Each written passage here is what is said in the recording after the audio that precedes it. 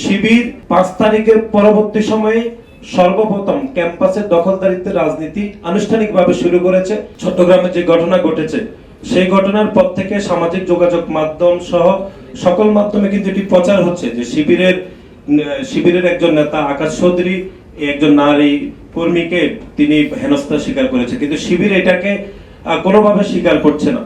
বরং আমরা দেখেছি 5 তারিখের পর থেকে এই প্রথম আমরা দেখেছি রাজশাহী বিশ্ববিদ্যালয়ে যে একটি ছাত্র সংগঠন আরেকটি ছাত্র সংগঠনের উপর প্রকাশ্যে হামলার ঘটনা 5 তারিখে এই প্রথম আমরা দেখেছি। এবং এই হামলার মাধ্যমে গণ অভ্যুত্থান পরবর্তী সময়ে এই প্রথম বাংলাদেশের দখলদারিত্বের রাজনীতি ছাত্র শিবির কায়েম শুরু করেছে। এবং এটা এর আগে আমরা দেখেছি চট্টগ্রাম পলিটেকনিক্যালও হয়েছে, তারপরে হচ্ছে ঢাকা পলিটেকনিক্যালও তারা এটা শুরু করেছে। এবং বাংলাদেশ জাতীয়তাবাদী ছাত্র দলের নামে যত প্রোপাগান্ডা করার দরকার সেটি শিবিরের বিভিন্ন পর্যায়ে বট আইডি থেকে তাদের শিবিরের বিভিন্ন পর্যায়ে নেতৃবৃন্দরা এটি করে থাকে। যমুনা ইলেকট্রনিক্স ঈদে ডাবল খুশি অফার সিজন 3, যে কোনো পণ্য কিনলেই পাচ্ছেন নিশ্চিত ঈদ উপহার। এবং তার বিপরীতে আপনি দেখেছেন চট্টগ্রামে গতকাল যে ঘটনা ঘটেছে সেই ঘটনাকে তারা দোষারোপ করার জন্য বাংলাদেশ জাতীয়তাবাদী ছাত্রদল, যুবদল, স্বেচ্ছাসেবক দলের যে একটি স্মরণকালের একটি বড় তারুণ্যের রাজনৈতিক অধিকার প্রতিষ্ঠা সমাবেশ হয়েছে সেটি নিয়ে তারা বিভিন্ন প্রোপাগান্ডা করছে চট্টগ্রামের ঘটনাকে দামাচাপা দেওয়ার জন্য। আমরা স্পষ্টভাবে যেটি বলতে চাই, শিবির 5 তারিখের পরবর্তী সময়ে সর্বপ্রথম ক্যাম্পাসের দখলদারিত্বের রাজনীতি আনুষ্ঠানিকভাবে শুরু করেছে রাজশাহী বিশ্ববিদ্যালয়ে বামপন্থী ছাত্র সংগঠনের উপর হামলা করে। এবং আপনি আরেকটি ঘটনা আমরা সাথে যোগ করতে চাই, সেটি হচ্ছে গতকাল ঢাকা বিশ্ববিদ্যালয়ে ছাত্রী সংস্থার কয়েকজন নারী নেত্রী তারা ঢাকা বিশ্ববিদ্যালয়ের মাননীয় ভাইস চ্যান্সেলরের সাথে দেখা করেছেন। আমরা এর আগে দেখেছি যে গণ অভ্যুত্থান পরবর্তী সময়ে ঢাকা বিশ্ববিদ্যালয়ের মাননীয় উপাচার্য শিবিরকে এক ধরনের প্যাট্রোনাইজ করে তিনি ঢাকা বিশ্ববিদ্যালয়ে রাজনীতি করার তিনি অনুমোদন দিয়েছেন। এবং ঢাকা বিশ্ববিদ্যালয়ে ছাত্রী সংস্থার যে নারী কর্মীদেরকে কেউ না চিনলেও ঢাকা বিশ্ববিদ্যালয়ের মাননীয় উপাচার্য ঠিকই তাদেরকে চিনেন। এটি আমাদের কাছে খুবই আশ্চর্যজনক মনে হয়েছে। এবং ক্যাম্পাসে শিবিরকে এস্টাবলিশ করার জন্য ঢাকা বিশ্ববিদ্যালয়ের মাননীয় উপাচার্য অপরিসীম ভূমিকা রাখছেন বলে আমাদের সেটি মনে হচ্ছে। শিবির গত 15.5 বছর ধরে বাংলাদেশে যে গণতান্ত্রিক আন্দোলন হয়েছে সে গণতান্ত্রিক আন্দোলনগুলোতে তারা শুধুমাত্র তাদের নেতাদের মুক্তির আন্দোলনে তারা শরীক হয়েছে, কিন্তু কোনো গণতান্ত্রিক আন্দোলনে আপনারা দেখেছেন তারা সেভাবে হয়নি।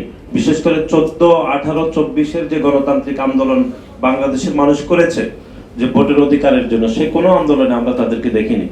বরং 5 তারিখের পর থেকে তারা বিভিন্ন ক্যাম্পাসে এক ধরনের দখলদারিত্ব শুরু করেছে। আমরা রাজশাহী বিশ্ববিদ্যালয়ে দেখেছি যে একটি গণতান্ত্রিক মিছিলে তারা হামলা করেছে। এবং চট্টগ্রামে আপনি যেটা দেখেছেন সেখানে আমরা এরকম দেখেছি একজন নারী শিক্ষার্থীকে কিভাবে হামলা করেছে। এবং ঢাকা বিশ্ববিদ্যালয়ে আমরা দেখেছি যে বাম দলের মিছিলে তারা প্রকাশ্যে হামলা করার প্রচেষ্টা করেছিল। সুতরাং সার্বিকভাবে শিবির যে প্রতিটি ক্যাম্পাসে একটি দখলদারিত্বের রাজনীতি শুরু করেছে 5 তারিখের পর থেকে, এটি এখন আস্তে আস্তে উন্মোচন হচ্ছে। এবং বাংলাদেশ জাতীয়তাবাদী ছাত্রদল সবসময় বলে আসছে যে এই গুপ্ত রাজনীতি করার কারণে সাধারণ শিক্ষার্থীদেরকে যে চরমভাবে বিভ্রান্ত করা হচ্ছে এটি এখন স্পষ্ট হচ্ছে। এবং আপনারা দেখেছেন যে খুলনা প্রকৌশল এবং প্রযুক্তি বিশ্ববিদ্যালয়ে বাংলাদেশ জাতীয়তাবাদী ছাত্রদল প্রকাশ্যে সেখানে গণতান্ত্রিক রাজনীতি করতে চেয়েছে, কিন্তু তার বিপরীতে আপনি দেখেছেন যে ছাত্রদলের সমর্থকদের উপরে হামলা হয়েছে। হামলাকে কেন্দ্র করে একটি মব তৈরি করে বিশ্ববিদ্যালয়ের উপাচার্যকে সেখানে সরিয়ে দেওয়া হয়েছে। এবং আমরা গত 2 দিন আগে দেখেছি ছাত্রদলের সেই সমর্থককে এই গুপ্ত সংগঠনের নেতা কর্মীরা তারা আবার হামলা করেছে। তার বিপরীতে আমরা আজকে বাংলাদেশের প্রতিটি শিক্ষা প্রতিষ্ঠানে আজকে আমাদের অবস্থান কর্মসূচি সহ আমাদের কর্মসূচি চলছে। সুতরাং আমরা মনে করি বাংলাদেশের প্রতিটি শিক্ষা প্রতিষ্ঠানে অবশ্যই প্রকাশ্যে গণতান্ত্রিক রাজনীতি থাকা উচিত। কোনো গুপ্ত রাজনীতি করে সাধারণ শিক্ষার্থীদেরকে বিভ্রান্ত করা উচিত নয়।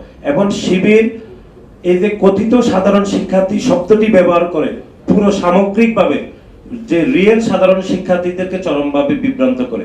তাদের আন্দোলন যখন তারা করে তখন তারা কথিত সাধারণ শিক্ষার্থী হিসেবে এটিকে ব্যবহার করে, কিন্তু বাংলাদেশ জাতীয়তাবাদী ছাত্রদল সহ অন্য যে কোনো ছাত্র সংগঠন যখন আন্দোলন করে তখন সে আন্দোলনের মার্জিনকে শুধুমাত্র দলীয় নেতাকর্মী বলে থাকে।